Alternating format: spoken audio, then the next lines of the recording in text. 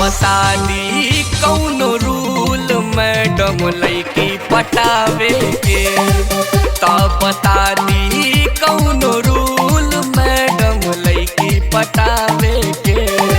तुम्हारा दिमाग तो ठीक है। देखने में तो ठीक ही लग रहा है।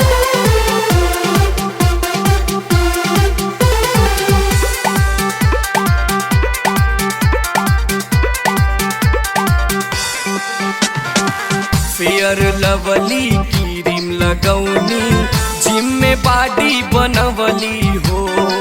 हीरो के स्टाइल में मैडम रोड पर गाना गवनी हो। तो दिक्कत का है तुमको? बहुत प्रॉब्लम है।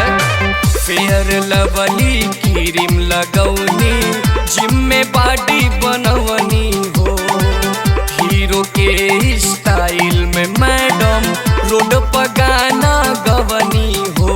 मार खाओगे तुम। ले ली हमसे मैडम फीस, बतिया मान जावे के। अरे वाह। तो बता दी कौनो रूल मैडम छोकरी पटावे के। तब बता दी कौनो रूल मैडम लड़की पटावे के। हाँ तो एकदम पागल हो गए हो का? अरे कैसे बताई तो के।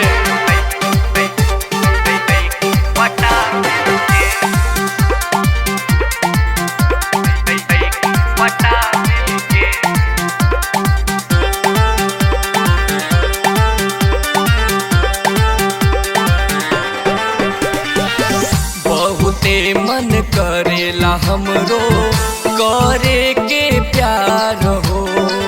बोल कबले रहबे मैडम हम कुआर हो। यहाँ पढ़ने आए हो कि प्यार करने? हाँ हे मैडम सुनी, बहुते मन करेला हमरो करे के प्यार हो। बोल कबले रहबे मैडम हम कुआर हो। थोड़ा इंतजार कर लो। बतिया हमरो कोशिश करी रउआ जान जावे के। ए भैया लादा तो मैडम सेट हो देनी। अरे हमरो के लागता कि हम पास हो गईनी।